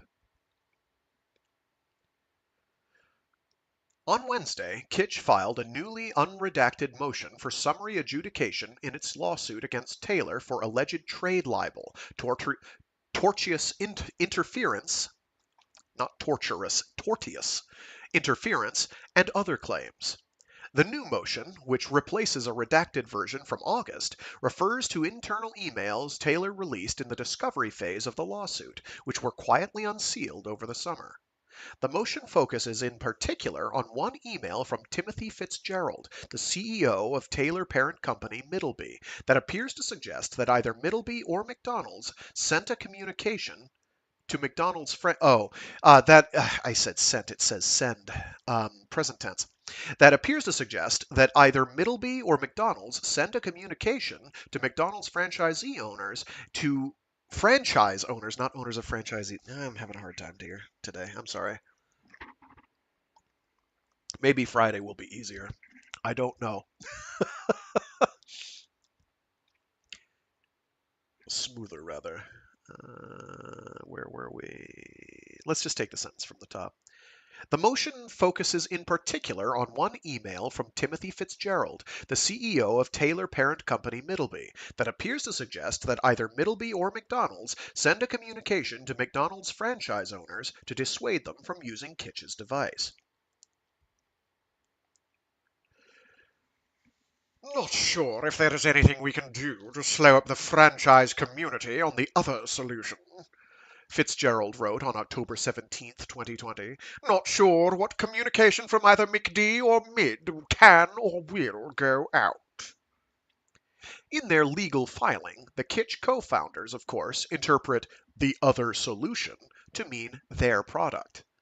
In fact, Fitzgerald's message was sent in an email thread that included Middleby's then COO, David Brewer, who had wondered earlier whether Middleby could instead acquire Kitsch. Another Middleby executive responded to Fitzgerald on October 17th to write that Taylor and McDonald's had already met the previous day to discuss sending out a message to franchisees about McDonald's lack of support for Kitsch. But Jeremy O'Sullivan, a Kitsch co-founder, claims, and Kitsch argues in its legal motion, that Fitzgerald's email nonetheless proves Taylor's intent to hamstring a potential rival. It's a smoking gun, O'Sullivan says of the email. He's plotting our demise. Although Fitzgerald's email doesn't actually order anyone to act against Kitsch, the company's motion argues that Taylor played a key role in what happened next. It's an ambiguous yet direct message to his underlings, argues Melissa Nelson, Kitsch's other co-founder. It's just like a mafia boss giving coded instructions to his team to whack someone. On November 2nd, 2020, a little over 2 weeks after Fitzgerald's open-ended suggestion that perhaps a communication from McDonald's or Middleby to franchisees could slow up adoption of the other solution, McDonald's sent out its email blast cautioning restaurant owners not to use Kitsch's product. The email stated that the Kitsch gadget allows complete access to all aspects of the equipment's controller and confidential data, meaning Taylor's and McDonald's data, not the restaurant owner's data, that it creates potential very serious safety risk for the crew or technician attempting to clean or repair the machine, and, finally, that it could cause serious human... Excuse me, oh my gosh, what's going on there? That it could cause serious human injury. The email concluded with a warning in italics and bold. McDonald's strongly recommends that you remove the Kitsch device from all machines and discontinue use. Kitsch has long argued that McDonald's safety warning was bogus. In its legal complaint, it noted that its devices received certification from Underwriters Laboratory, an independent product safety nonprofit, including meeting its safety standards. It also countered in the complaint any claim that a Kitsch device's remote connection to an ice cream machine could result in the machine turning on while a person's hand was inside. In fact, Taylor's own manual advises unplugging the machine before servicing it, and removing the door of the machine to access its rotating barrels automatically disables its motor. Kitch's legal motion now argues that Fitzgerald's email reveals that the McDonald's warning to restaurant owners was never really about safety, so much as protecting its equipment partner from a startup that might represent competition. The CEO's email essentially puts into place their plan to defame us, Nelson says. She and O'Sullivan also argue that the internal email directly contradicts Fitzgerald's public statements that Middleby hadn't sought to kill Kitch. "We're not in business to put other companies out of business," Fitzgerald told the New York Times early last year. When Wired reached out to Middleby, Taylor's parent company, for a comment, a spokesperson responded in a statement disputing Kitch's interpretation of its internal emails. "McDonald's decided to issue the November 2020 field brief on its own accord, not at Middleby or Taylor's direction, the statement reads. Taylor stood and continues to stand by the accuracy of statements made in the field brief. The spokesperson also notes that Taylor won an early ruling in the lawsuit against Kitch's request for a preliminary injunction, which would have prevented Taylor from developing a device that Kitch claims was copied from its product, and promises an upcoming filing responding to Kitch's argument, which court documents say will happen in early 2024. At the time of McDonald's warning email to franchisees about Kitch, Taylor was developing its own internet-connected ice cream machine, what it referred to as Taylor Shake/Sundae connectivity, which McDonald's recommended in the same email. But even now, more than 2 years after it was promised for delivery, that device has yet to arrive in restaurants. And the publicly documented ice cream headaches at McDonald's appear to have continued. According to the website McBroken, which tracks ice cream machine downtime at McDonald's restaurants across the U.S., between 13% and 17% of McDonald's restaurants have had broken ice cream machines at any given time just this month. That percentage has recently been as high as 35% in New York City and 28% in Washington, D.C. Taylor declined to comment on any upcoming internet-connected ice cream machine model, but that long-touted solution to the problem has still not been made available to franchisees, according to one McDonald's restaurant owner who goes by the handle McFranchisee and previously used the handle McDTruth on X. But McFranchisee says that Taylor has integrated those new features into its next model, which is expected to be available in 4 to 6 months. McFranchisee has also criticized Kitch, claiming that the startup's failure was due to its own reliability problems and an increase in its prices, not a Taylor or McDonald's conspiracy against them. Hearing the way they ramped up their prices, I don't disagree. Oh yeah, you gotta pay $250 just to start the thing, just to turn it on. Oh, okay. Oh, and it's like $50 a month. Oh, now it's like $100 a month. Maybe it's a bit more than that. So, yeah, maybe a little bit. Where were we? Yes. Despite the email from Middleby's CEO that Kitch claims suggests dissuading franchisees from using Kitch's product, Kitch argues that other documents released in the lawsuit's discovery phase show McDonald's itself was also eager to stymie Kitch from the beginning. In February 2020, Taylor President Jerry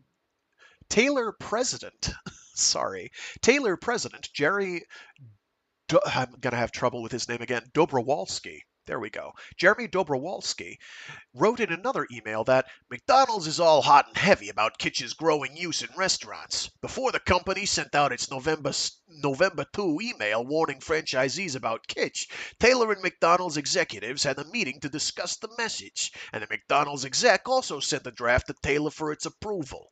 A Taylor executive wrote to others within the ice cream machine company, I am a bit in shock that they are willing to take such a strong position. Oh, I had that whole thing in quotes, and it's actually just a tiny bit of quotes. My bad. So it's actually Dobrowolski wrote in another email that McDonald's is all hot and heavy about Kitsch's growing use in wet restaurants before the company sent out its November 2 email warning franchisees about Kitsch. Taylor and McDonald's executives held a meeting to discuss the message, and a McDonald's exec also sent a draft to Taylor for its approval. A Taylor executive wrote to others within the ice cream machine company, "I'm a bit in shock that they are willing to take such a strong position." When Wired reached out to McDonald's for comment on Kitsch's new argument about the smoking gun email from Taylor's CEO, a spokesperson responded with a statement. "McDonald's won't speculate about the intent behind this email discussion that we weren't a part of. The intent of our November 2020 communication was to bring awareness to potential safety concerns regarding the unapproved Kitsch device." In addition to its lawsuit against Taylor, Kitsch is still pursuing a bigger lawsuit against McDonald's itself, asking for $900 million in damages for what it describes in its legal complaint as McDonald's effort to, quote, drive Kitsch out of the marketplace, unquote. That lawsuit against McDonald's, if it moves forward, may soon produce more answers explaining Kitsch's legal claims that McDonald's appears to have cooperated with Taylor in telling its customers not to use Kitsch, even as many of its restaurants took a significant hit from lost ice cream sales. In the meantime, Kitsch says its plans. I can't read. In the meantime, Kitsch says it plans, if necessary, to take the lawsuit against Taylor to trial, currently set to take place in May at Alameda County Superior Court in Oakland, California. The conspiracy described in Kitsch's complaint involved folks at the highest levels of leadership, not just at Taylor, but also at Middleby and at McDonald's, says Daniel Watkins, Kitsch's attorney. "We're really looking forward to the opportunity to present it to an Oakland jury trial." I wish them luck. They will need it, especially since Mickey D's is a big boy, and they've got the big boy lawyers, as does presumably Taylor and Middleby. Anyway, so if any of y'all listened to Unauthorized Bread at all, this is fairly familiar. Except it's happening between two corporate entities as opposed to a corporate overlord and the people who are forced to use their product because they have no choice whatsoever. So it's a bit different in terms of circumstances, but there's some fun overlaps there in terms of, oh, well, we really liked this idea you had of jailbreaking our devices in order to make them work, so we're going to sell that to you. That's absolutely classic. I forgot to change the last cover. My bad. There we go. McCrostles. McDaniels. McDaniels and McCrostles. All fake Mickey D's analogs from giant robot shows. Good times. Anyway. Hope people had fun. If anyone out there wants to talk about it, feel free. I'll give you a couple seconds to, or a minute or so to type something out. Mind you, like, so on the one hand, I'm pro underdog, so I'm like pro Kitsch, but at the same time, it's like I don't really like how Kitsch's entire business model was set up. It's like, here, we'll sell this jailbreaker and then make you pay a subscription fee and then make you pay an activation fee and a subscription fee and a few other things and just kind of scaling that up and getting bilking more and more. And it's like, yeah, okay, I get it. You want to make money, but could you when you try to take if at some point you ever try to take the stance that, oh, well, we were just trying to help people, bullshit. You were trying to make money. Let's not get ahead of ourselves. Fortunately, they don't seem to be doing that. It's mostly, oh, hey, Mickey D's and Taylor and Middleby basically conspired to kill us. And we have a paper trail that indicates that this could very well be the case. Do I have any doubt that that's correct, that that's true? None whatsoever. None.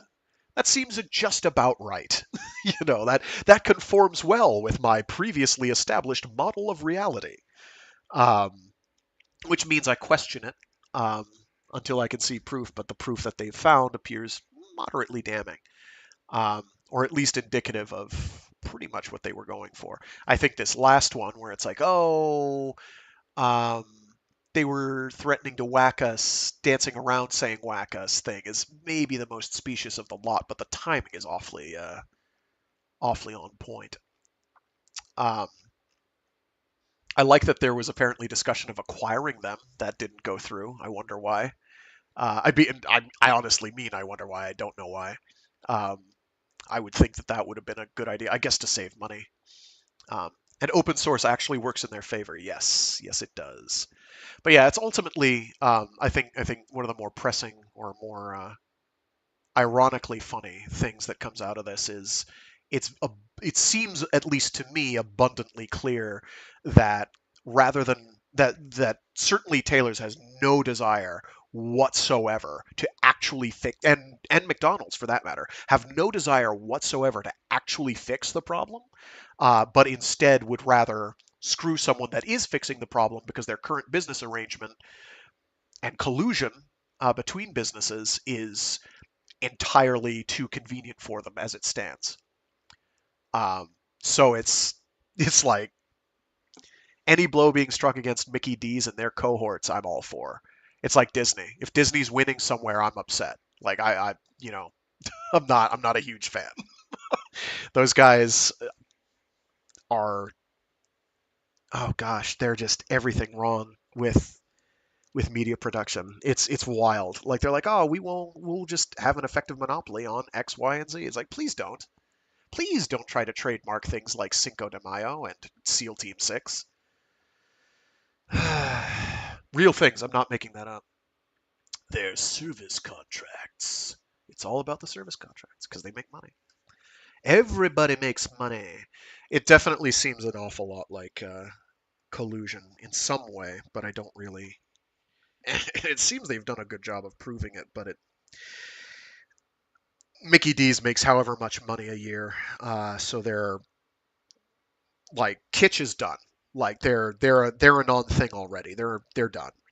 Um, them being able to get anything out of this whole deal from a lawsuit is great, but they're never going to be back in business again. Really, not realistically, I would think. Um, um, so it's pretty bad. Um, Disney pays their digital artists that at the industry lowest. Yes. I'm not going to name names, but I know someone tangentially, they're not a close friend, but I've interacted with someone who, I don't think they work for Disney, but they do work, they are in digital art. Um, and so current events has been interesting, or recent events have been interesting to hear about from their perspective.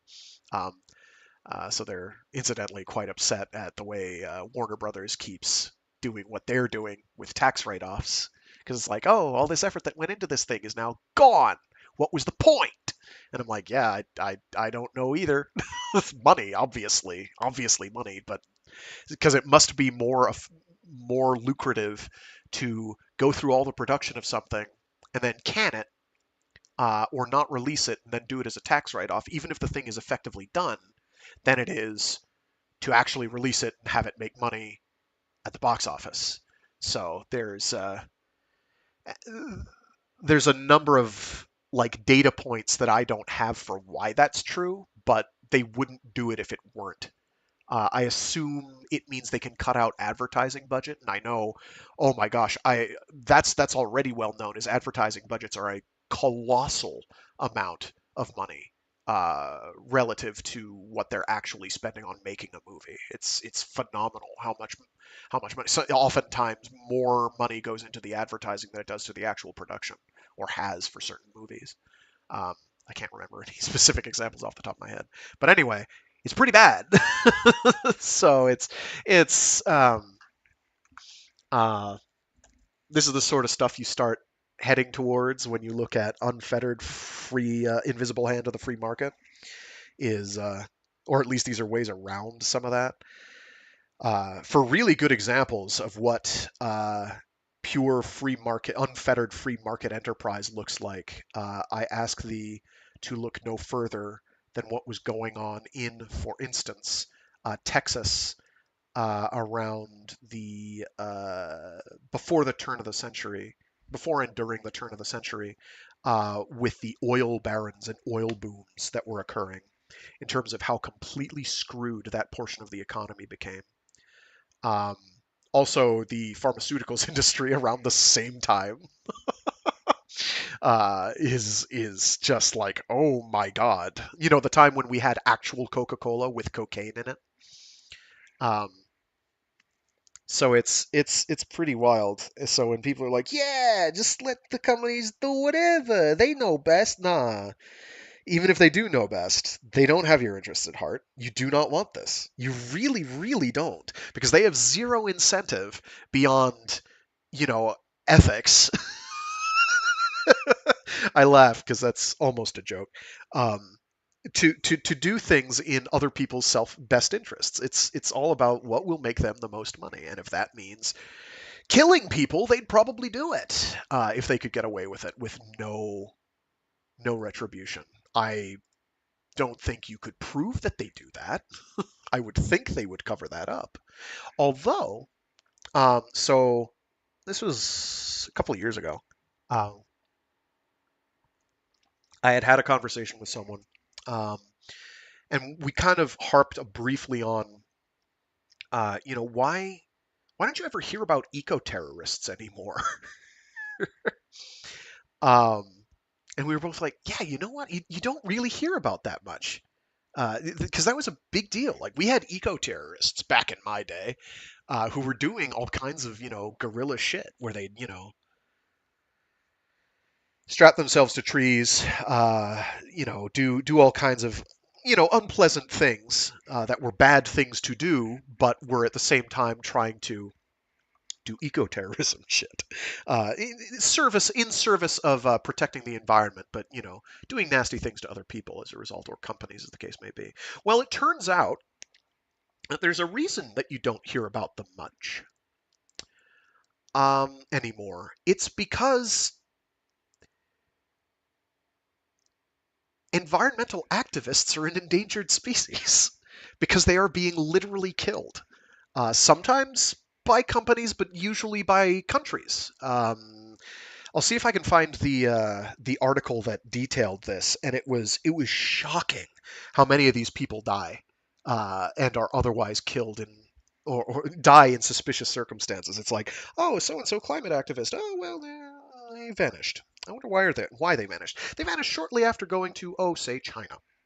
Huh. I wonder what that's all about. Actually, a big one was I think Argentina was a pretty dangerous, and Ecuador were pretty dangerous places to be if you were a environmental activist of any stripe. Um, Journalists, the same applies to journalists. Basically, if you if you had written articles that had a certain environmentalist bent, you had uh, you had put yourself in danger, as it turns out, from a number of locations. A bunch of places in Africa you didn't want to go to. So, yeah, it turns out there's been a low key, not popularized, and this sounds like pure conspiracy stuff, but the article seemed to back it up pretty well. And it explained a lot about why you don't have eco terrorists farting around, you know, mining waters or like throwing chains in water to keep whaling boats from doing their thing because they're getting whacked. Guatemala is a good example.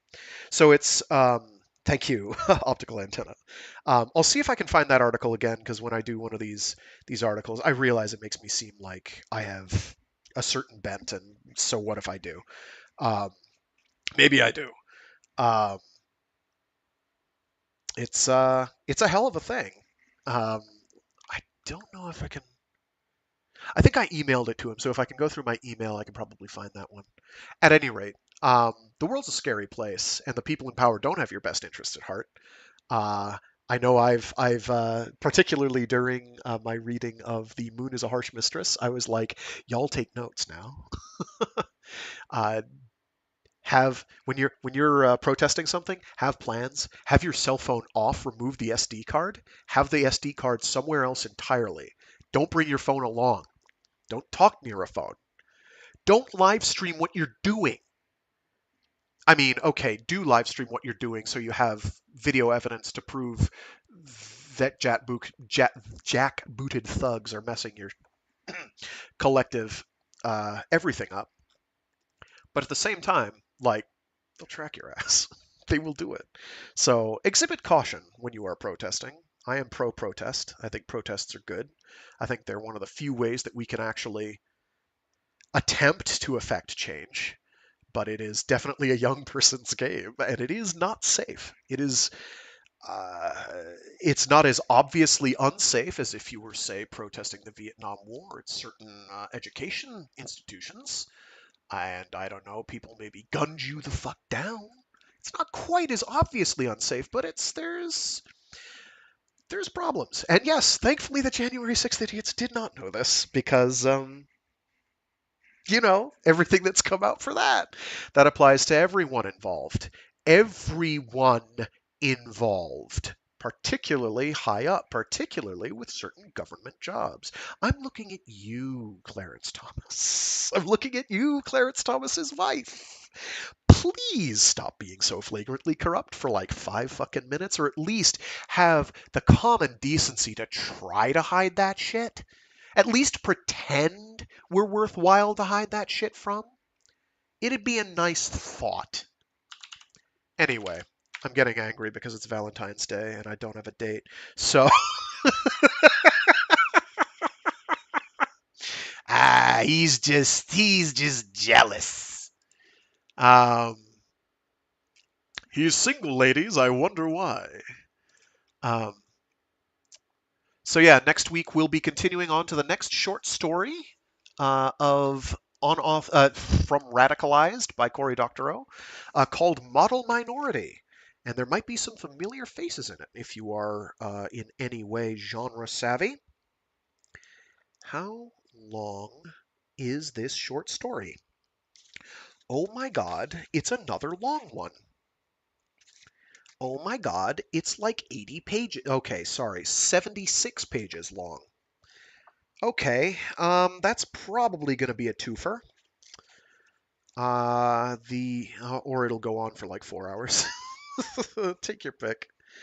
Anyway, the one after that is pretty close to my heart. It is the titular Radicalized, and it is very good. All of the short stories in this collection, all 4 of them, are superb. Um, oh my God. Yes, I remember Anita Hill. So that's part of why I bring up Clarence Thomas. So the Anita Hill situation.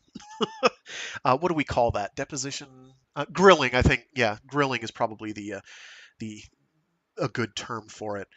Revealed that, I mean, we knew back then that Clarence Thomas was a character.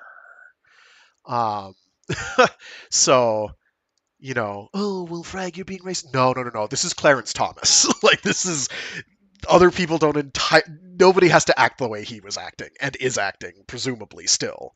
So it's like no, he's some of the shit that came out during that was just mind-blowing, and that people just kind of forgot about it blows me away. But here we are.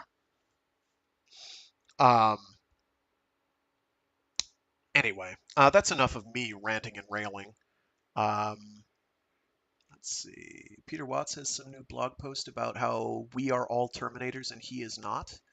Something to do with something called aphantasia, which is the inability to create mental imagery.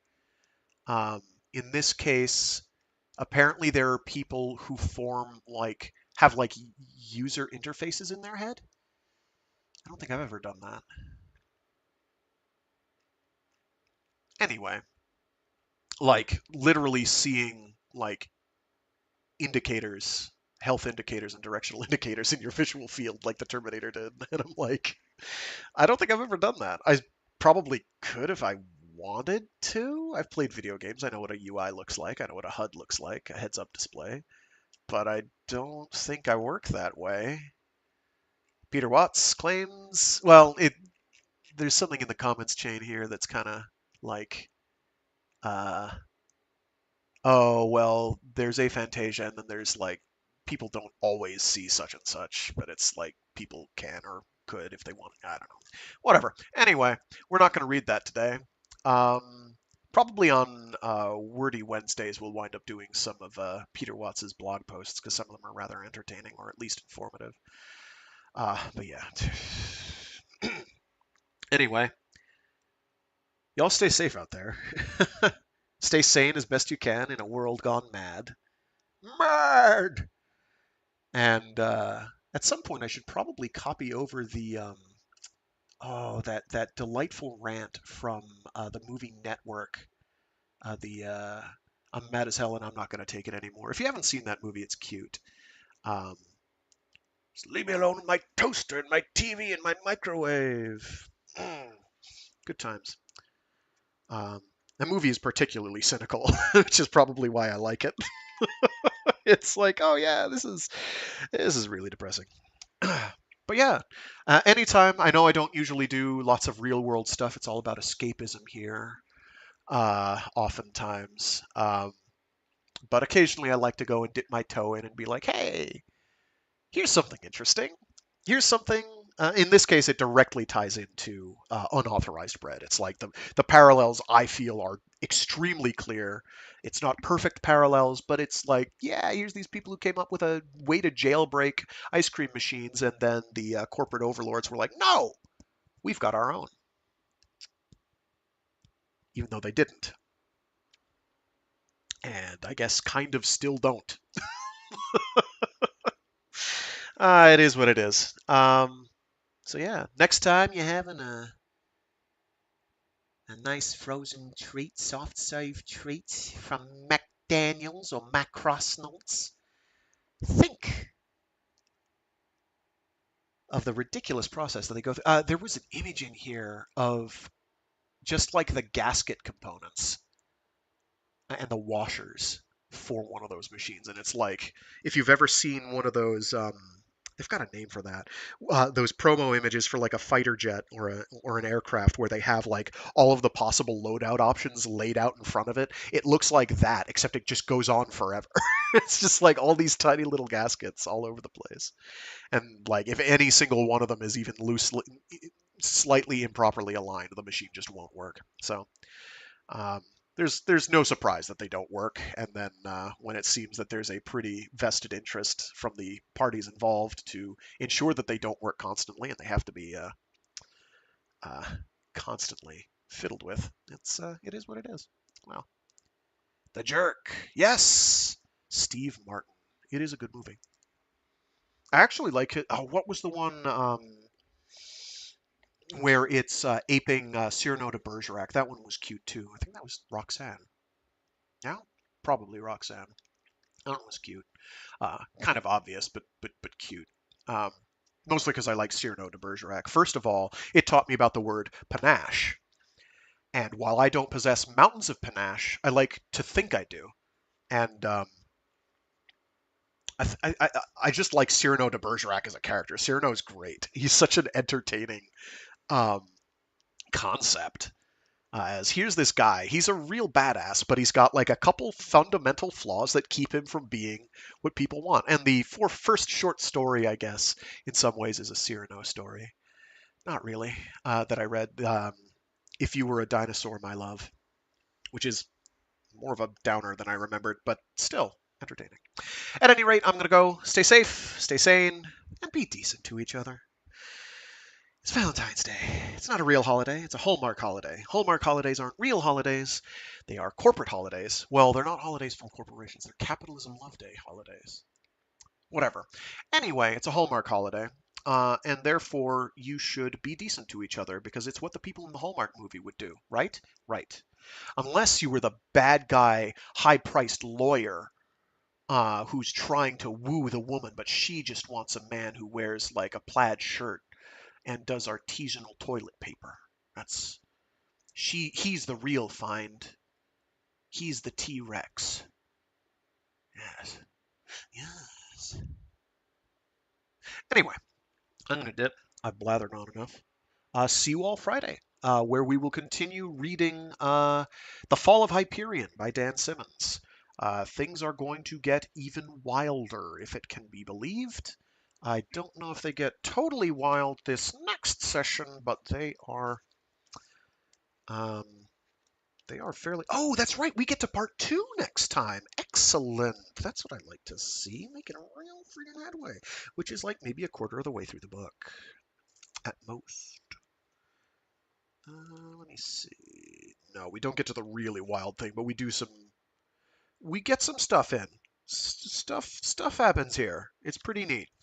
Anyway, I like it.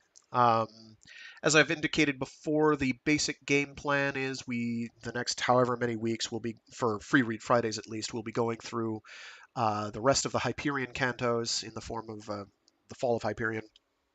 Um, and then probably do a coin toss as to whether we do Destination Void or the 3-body problem first, and then probably be alternating off like we did with Rifters and the Area X trilogy, um, which means I probably have to start with Destination Void because I think there's 4 books in the Destination Void series. Yes. Squeak. Yes, there's Destination Void, there's the Jesus Incident, there's the Lazarus Effect, and the Ascension Factor, and I am going to have to get to reading both of those last 2 titles. Technically, you can argue there's 5 titles in the 3-body problem series. Technically, kind of, you can argue, because Ball Lightning sort of has stuff that becomes relevant in 3-body problem and then the sequel, maybe the one after that. But it's like one line and it's right at the end of the book, so it's not worth it personally. And then there's also a official fan fiction called I don't remember the name. I've got it. I'm looking at it right now, and I can't read the title. The spine. I can't read the spine. What does it say? Anyway, it's official fan fiction, which ties into the 3rd book, but we're not going to do those.